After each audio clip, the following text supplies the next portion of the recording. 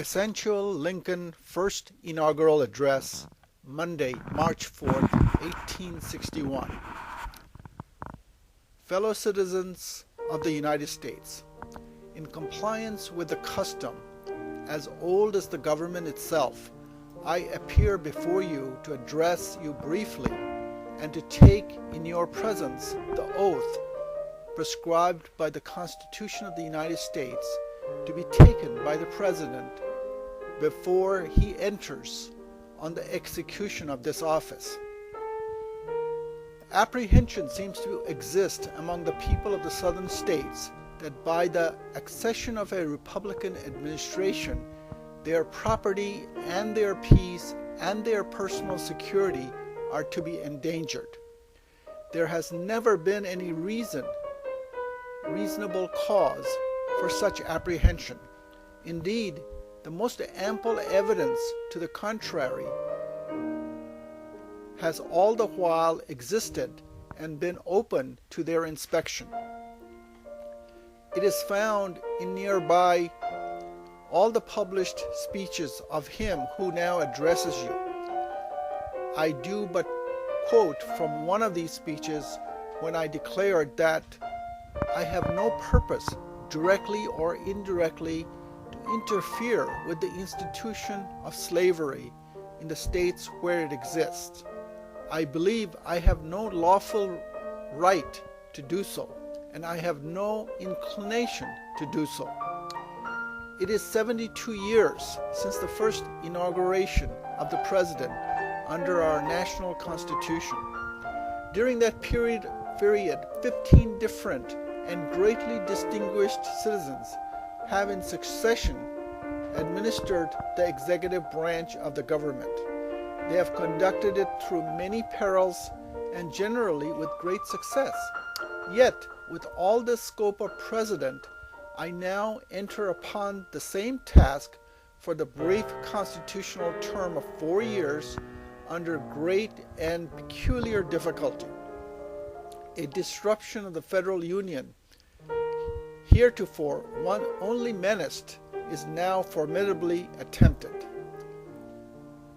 Descending from these general principles, we find the proposition that in legal contemplation the union is perpetual, confirmed by the history of the union itself. The union is much older than the Constitution.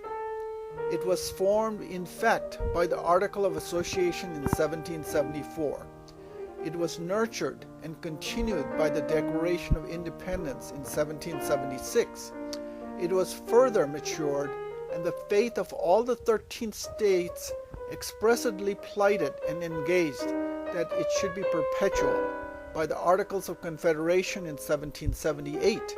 And finally, in 1787, one of the declared objective for obtaining and establishing the Constitution was to form a more perfect union.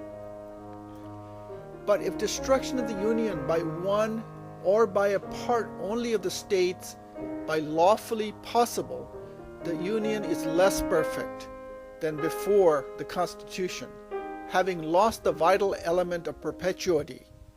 It follows that these views that no state upon its own mere motion can lawfully get out of the union, that resolves an ordinance to that effect are legally void, and that acts of violence within any state or states against the authority of the United States are insurrectionary or revolutionary according to circumstances. My countrymen, one and all, think calmly and well upon this whole subject. Nothing valuable can be lost by taking time. If there is an object to hurry any of you in hot haste to a step which would never take deliberately, that object will be frustrated by taking time, but no good object can be frustrated by it. Such of you as are now dissatisfied still have the old Constitution unimpaired, and on the sensitive point, the laws of your own framing under it, while the new administration will have no immediate power, if it would, to change either. If it were admitted that you who are dissatisfied hold the right side of the dispute, there still is no single good reason for participate action.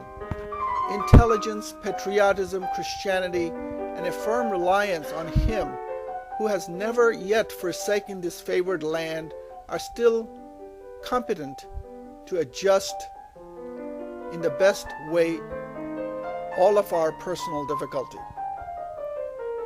all of our present difficulty. In your hand, my dissatisfied fellow countrymen, and not in mine, is the momentous issue of civil war. The government will not assail you. You have no conflict without being yourself the aggressor. You have no oath registered in heaven to destroy the government, while I shall have the most solemn one to preserve, protect, and defend it. I am loath to close. We are not enemies, but friends. We must not be enemies. Though passion may be strained, it must not break our bonds of affection. The mystic cords of memory, stretching from every battlefield and patriot grave to every living heart and heartstone all over this broad land, will have swelled the chorus of the Union when again touched, as surely they will be by the better angels of our nature.